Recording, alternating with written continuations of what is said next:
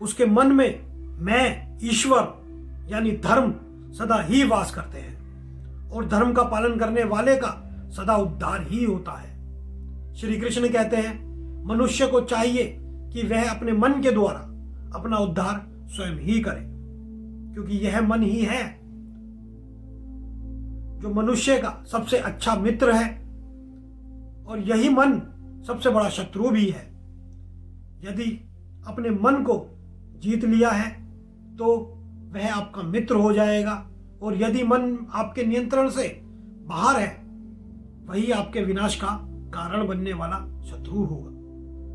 मन को जीत लेने का तात्पर्य है मन को समझ लेने से, इस मन को जान लेने से, क्योंकि यह मन ही हमारी आत्मा के सफर की दिशा तय करता है। यह मन ही है जो हमारे जीवन यात्रा को तय करता है और इस मन को काबू करने या सही दिशा दिखाने के सिर्फ दो ही रास्ते हैं, एक ज्ञान और दूसरा ध्यान,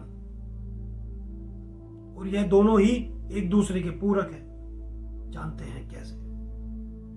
एक होता है ज्ञान जो हमें महान संतों के द्वारा, उन संतों और ईश्वर के द्वारा लिखे गए ग्रंथों के द्वारा मिल जाता है, और जब हम ज्ञान को पा लेते हैं तब ध्यान की ओर खुद ही प्रेरित हो जाते हैं। दूसरा है ध्यान।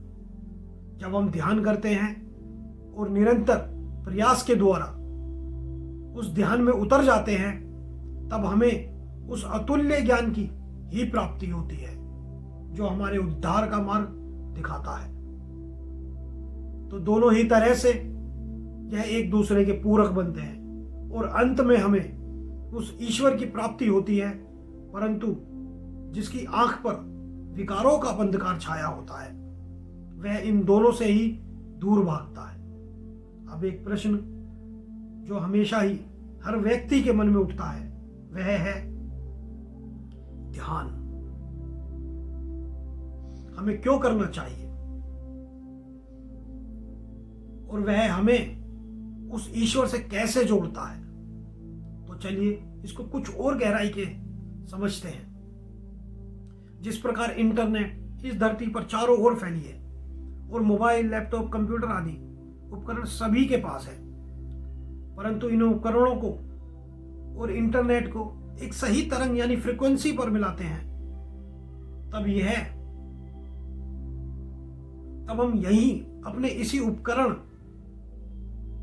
यानी इन डिवाइस पर पूरी दुनिया की जानकारी ले लेते हैं। उसी प्रकार इस पूरे ब्रह्मांड में उस ईश्वर की तरंगे फैली हुई हैं, और अगर हम ज्ञान ही नहीं ईश्वर को भी पाना चाहते हैं तो हमें उस ईश्वर की उस तरंग से जुड़ना होगा और उसका माध्यम है ध्यान, क्योंकि ध्यान के द्वारा ही हम अपने मस्तिष्क में वह फ्रीक्वेंसी सेट कर पाते हैं जिससे हम उस ईश्वर से जुड़ सकें और इस पूरे ब्रह्मांड को जान सकें।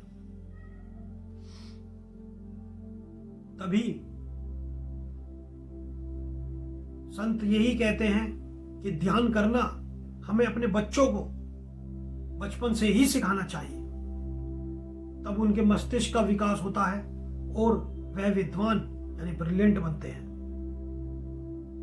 पर इसका मतलब यह नहीं कि सिर्फ बच्चे ही यह नियम डाल दिया जाए। पहले इस नियम को हमें अपनाना होगा ताकि हम बच्चों को इसकी पूर्ण इंपॉर्टेंस और फायदे सभी बता पाए, क्योंकि बच्चे सबसे पहले अपने बड़ों से ही सीखते हैं। भगवान श्री कृष्ण कहते हैं ज्ञान के लिए कुछ व्यवहारिक नियम बताए हैं। सबसे पहले एक स्वच्छ और एकांत स्थान लें, फिर एक आसन बिछाकर स्थिर बैठें, अपने शरीर की रीढ़ को एक सीधी रेखा में रखें, अपनी दृष्टि को नाक के अग्रभाग पर और आंखें बंद करके मन में ईश्वर के नाम का जाप करते रहें। ईश्वर का ही ध्यान करें। जब हम ईश्वर का ध्यान करते हैं तो मन बड़ा चंचल है, वह भागता है, कभी किसी ओर तो कभी किसी ओर। इस बात से विचलित ना हो और जो भी मन में आ रहा है उसे देखें और इग्नोर करें। फिर से ईश्वर का ध्यान करें और मन में ईश्वर के किसी भी नाम का जाप करते रहें। आप सोच रहे होंगे कि नाम जाप से क्या होगा, तो इसको ऐसे समझिए, जब कभी हम कहीं भीड़ में या एकांत जंगल में खो जाते हैं, तब हमें अपने प्रिय को ढूंढना होता है। तब वहां हम उसे चारों ओर देखते हैं, परंतु वह हमें ना दिखे, या वहां अंधेरा हो तो हम उसके नाम से उसे पुकारते हैं, तब वह हमें दिख भी नहीं रहा होता तो भी उसके नाम की आवाज सुनकर वह हमारी ओर दौड़ा चला आता है। यही लॉजिक ईश्वर से मिलन या उसे ढूंढने में भी काम आता है। हम ध्यान के द्वारा उस ईश्वर को ढूंढते हैं और ईश्वर इतने भक्तों की भीड़ में हमें उसके नाम को पुकारने के द्वारा ढूंढ लेता है। इधर से हम उसकी ओर बढ़ते हैं और उधर से वह हमारी ओर बढ़ता है। तब यह मिलन भी जल्दी ही हो जाता है। परंतु ध्यान में जाने के लिए अपने जीवन को संतुलित रखें, डिसिप्लिन बनाएं, अपने जीवन में न तो किसी चीज की कमी होने दे और न ही अति होने दे। अब ध्यान से मन को काबू में करने की बात सुनकर अर्जुन एक बहुत ही व्यवहारिक सवाल पूछता है। हे कृष्ण, यह मन तो वायु की तरह चंचल है और जिद्दी है, इसे रोकना तो नामुमकिन लगता है। तब श्री कृष्ण प्रसिद्ध उत्तर देते हैं, हे अर्जुन, मन को रोकना कठिन है परंतु नामुमकिन नहीं। मन को तो दो ही तरीकों से वश में किया जा सकता है, एक अभ्यास और दूसरा वैराग्य। श्री कृष्ण कहते हैं, अभ्यास और वैराग्य को अपने जीवन में लागू करना एक वैज्ञानिक प्रक्रिया की तरह है। यह मन को वश में करने के दो अचूक हथियार हैं। पहला, अभ्यास का अर्थ है केवल काम करना नहीं है, बल्कि भटकते हुए मन को बार बार वापस सही रास्ते पर लाना है। मैं मानता हूं, जब भी आप ध्यान करने, पढ़ाई करने, किसी काम को करने या कोई नई स्किल सीखने या खुद को बदलने की आदत बनाने की कोई कोशिश करते हैं, तब मन भटकता है और ऐसी चीजों की ओर ले जाता है जिससे आपका समय और बेहतर बनने की कोशिश का नाश ही हो जाता है।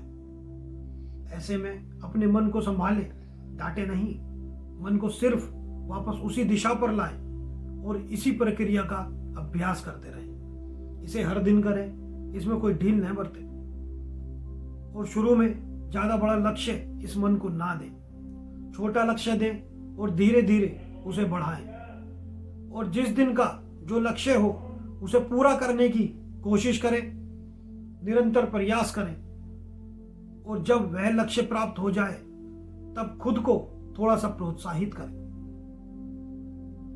न ज्यादा न कम। इससे सफलता पाने का एहसास मन को दोबारा प्रयास करने के लिए प्रेरित करेगा। दूसरा, वैराग्य। अक्सर लोग समझते हैं कि वैराग्य का मतलब घर छोड़ना होता है, जबकि वैराग्य का असली अर्थ है जीवन के विकारों से मानसिक दूरी। कुछ लोग होते हैं जो विकारों से बचने के लिए, भोगों की इच्छाओं से बचने के लिए उन भोगों से वैराग्य लेकर जंगल चले जाते हैं। परंतु कुछ भगवान के आश्रित उनके प्रिय होते हैं जो इन लोगों के बीच रहते हैं, इन विकारों के बीच रहते हैं, पर मन से इनका वैराग्य लेकर इनमें लिप्त नहीं होते और बाकी सब तो माया जाल में फंसे ही हैं।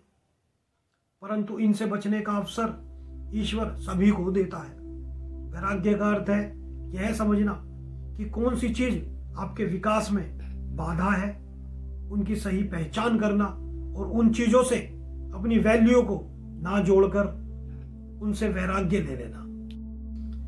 जीवन में जो चीजें भटकाती हैं, चमक दिखाती हैं, ललचाती हैं, उन्हें छोड़ शांति, सुकून, प्रेम की ओर बढ़ना, अपने जीवन में सही उत्तम फैसला लेकर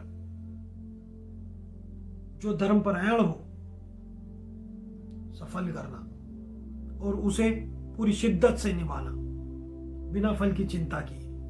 अर्जुन पूछते हैं कि यदि कोई योग मार्ग पर चलते हुए बीच में ही भटक जाए या उसकी मृत्यु हो जाए तो क्या उसकी मेहनत बेकार चली जाती है?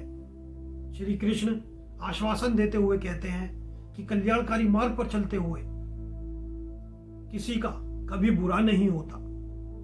ऐसा व्यक्ति अगले जन्म में किसी समृद्ध या योगी परिवार में जन्म लेता है और पिछले जन्म के संस्कारों के कारण स्वतः ही फिर से योग की ओर खींचा चला आता है। छठे अध्याय का सार यह है कि बाहरी दुनिया को जीतने से पहले अपनी आंतरिक दुनिया मन को जानना जरूरी है।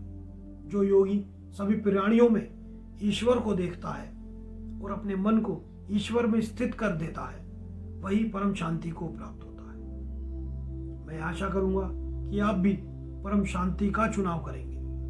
जीवन की सच्चाई को और गहराई से जानने के लिए हमें सब्सक्राइब करें, लाइक करें, अपना सुझाव कमेंट में लिखें। मिलते हैं अगली वीडियो में, तब तक के लिए जय श्री राम।